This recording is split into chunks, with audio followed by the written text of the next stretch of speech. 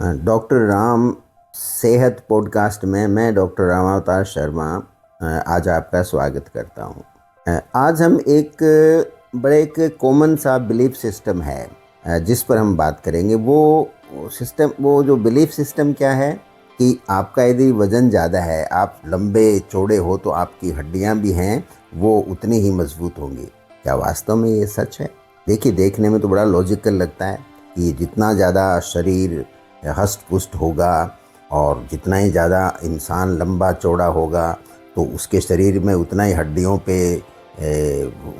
को वज़न उठाना पड़ेगा, तो उसकी हड्डियां उतनी ही मजबूत होंगी। एक लंबे समय तक जो ज़्यादातर जो शोधकर्ता थे वो भी इसी बात को मानते थे। लेकिन शरीर की साइज़ का, शरीर पे मौजूद जो आपकी चर्बी है और आपकी जो बाद में उनके साथ जो बोन का, आपका जो हड्डियों का जो स्वास्थ्य है, ये बड़ा एक जटिल सी चीज़ है। और इसको सिंपली हम शरीर की जो साइज़ है उस पे से डायरेक्ट उससे आपको संबंधित नहीं कर सकते। वास्तव में तो देखा भी ये गया है, जो रिसर्च हुई है, कि जो एक्सट्रीम बॉडी होती हैं, यानी बहुत ज़्यादा मोटापा होता है या इंसान बहुत ही कम वज़न वाला यानी बहुत ही हल्का इंसान होता है, तो दोनों के अंदर ही उनकी हड्डियां हैं ना वो उतनी स्वस्थ होती नहीं है जितनी कि आमतौर पर माना जाता है कि वो उनकी हड्डियां ज़्यादा मजबूत होंगी। अब सबसे पहले तो हम देखते हैं कि जब बॉडी की साइज़ छोटी हो, यानी किसी का कद कम हो, वो आदमी दुबला पतला हो, तो उसका ऑस्टियोपोरोसिस का जो आपस में क्या संबंध है। तो जिनका बॉडी मास कम होता है, बीएमआई बहुत कम हो, जैसे बहुत ही पतले दुबले लोग होते हैं, तो उसमें ये एक बड़ा मेजर और अच्छी तरह से डॉक्यूमेंटेड एक रिस्क फैक्टर है कि उनके अंदर ऑस्टियोपोरोसिस ज़्यादा होगी और उनमें फ्रैक्चर की टेंडेंसी सामान्य की तुलना में काफ़ी ज़्यादा होगी। देखिए, आप जिसको कैसे रिलेट करोगे, आप एक बैंक अकाउंट से रिलेट कर सकते हो। जैसे आपने बैंक में जैसे पैसे जमा कराते हो, वैसे एक बोन बैंक है। तो आप अपनी जवानी के समय जो कि 20 के आसपास से अपने शिखर पर पहुंचती है, तो उस समय यदि आपका शरीर विकसित नहीं हुआ, आपका बॉडी फ्रेम बिल्कुल छोटा रह गया, आपका शरीर है उसमें वज़न भी नहीं बढ़ा, तो आपके पास नेचुरल है कि आपके पास जैसे बैंक में कम पैसा जमा हुआ तो बैंक बैलेंस कम होगा, तो आपका इसी तरह से बॉडी की यदि 20 साल की उम्र तक अच्छी ग्रोथ नहीं हुई तो आपका जो बोन बैंक है वो कमज़ोर रहेगा, उसमें कम चीज़ें डिपॉजिट हुई है, उसी से हाइट नहीं बढ़ी, उसी से वज़न नहीं बढ़ पाया। ये मोटा कंपैरिजन आप कर सकते हैं। इसलिए आप यदि हाइट प्रॉपर नहीं ले पाए हो उम्र के हिसाब से, वज़न आपका उम्मीदों से बहुत ज़्यादा कम रह गया है, तो आप मान के चलिए कि आपकी हड्डियां हैं वो तकलीफ़ में हैं, वो उनमें इजीली फ्रैक्चर होने की टेंडेंसी बढ़ जाती है। और यदि आप महिला हो तो खासकर मेनोपॉज के बाद में हड्डियों में छोटी सी चोट से बड़ा फ्रैक्चर होने की संभावना बढ़ जाती है। अब हम एक दूसरे पक्ष पे बात करते हैं, जब बहुत ज़्यादा मोटापा हो जाए, ठीक है ना। कम वज़न जैसे मैंने बताया रिस्की है। अब बहुत यदि ज़्यादा वज़न है तो क्या वो सुरक्षित है? एक ऑब्वियस सा सवाल उठता है।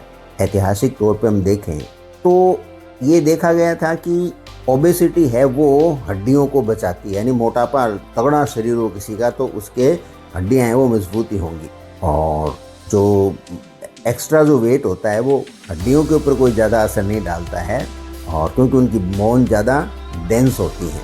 ऐसा एक बिलीफ सिस्टम रहा है। लेकिन, और ये लेकिन काफ़ी बड़ा है, जो लोग मोटे होते हैं ना, उनकी जो बोन की जो क्वालिटी होती है ना वो इन्फीरियर होती है। हालांकि उनकी बोन डेंसिटी तो ज़्यादा हो सकती है, डेक्सा स्कैन वगैरह करेंगे तो, लेकिन उनमें फैट टिश्यू है ना वो भी ज़्यादा होता है, और फैट टिश्यू से बोन के अंदर एक तरह का इन्फ्लेमेशन बना रहता है, तो उससे जो बोन है उसमें आंतरिक ब्रेकडाउन ज़्यादा होता है।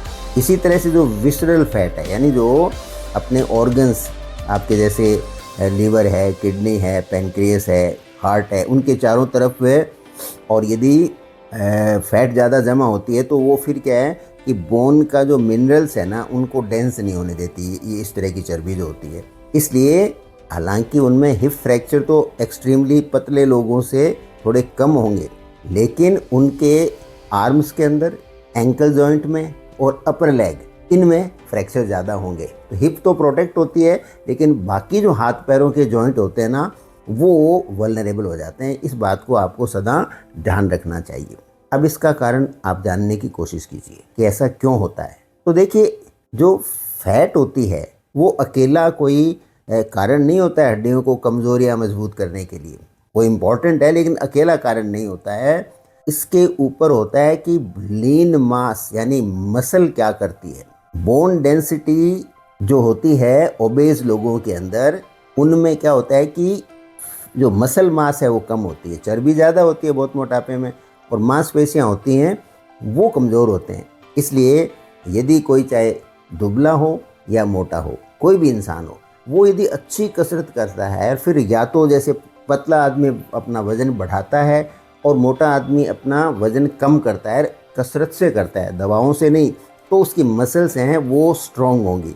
जब मसल स्ट्रॉन्ग होंगी तो वो बोन की ब्लड सप्लाई बढ़ाएंगी, प्लस न्यू बोन फॉर्मेशन वो शरीर में पैदा करेंगी।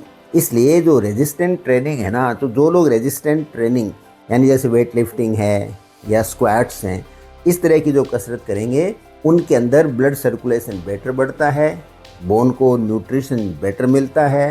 तो नई जो ऑस्टियोब्लास्टिक जो सेल्स होती हैं, वो सेल्स वहाँ ज़्यादा डेवलप होती हैं और नई बोन का फॉर्मेशन ज़्यादा होता है। ये बड़ा इम्पॉर्टेंट चीज़ है। अब हम इस सारी बातों को यदि संक्षिप्त में लें तो क्या समझें, तो इसका बड़ा सिंपल सा है। आपको एक हेल्दी और मॉडरेट वेट रखना है, यानी एक आदर्श वज़न के 2 किलो 4 किलो प्लस माइनस में अपने को वज़न रखना है। न तो हमें वज़न मोटापे की तरफ लेके जाना है, और न हम इतने दुबले पतले हो जाएं कि हम हड्डियों के ढांचे हो जाएं। इस बात का हमें खास ध्यान रखना होता है। अब ये मोटी तौर पे मैंने बता दी है, और ये बताते हुए कि हमें हमारी जो BMI है उसको 18 से नीचे किसी भी हालत में नहीं जाने देना चाहिए। ये भी हमारे लिए नेगेटिव है। और इसी तरह से आपकी जो अपर लिमिट है BMI की, उसको भी क्रॉस नहीं करना है। और बॉडी मास इंडेक्स जिसको कहते हैं, तो आपको बीच की स्थिति है, मध्यम मार्ग जिसको कहते हैं ना, वो हमें अटेन करके रखना है। उससे हमारा बोन भी अच्छे रहेंगी, और जब बोन हमारी अच्छी रहेंगी तो हमारा ओवरऑल जो स्वास्थ्य है वो भी अच्छा रहेगा, क्योंकि फिर हम चल सकते हैं, घूम सकते हैं, एक्सरसाइज कर सकते हैं, जॉगिंग कर सकते हैं, और ये सब करेंगे तो आपके बाकी ऑर्गन्स भी ठीक रहेंगे। तो एक अच्छे स्वास्थ्य की कामना करते हुए मैं डॉक्टर रामावतार शर्मा सारे लिसनर को धन्यवाद देता हूँ। Stay fit, stay mobile and stay bone healthy.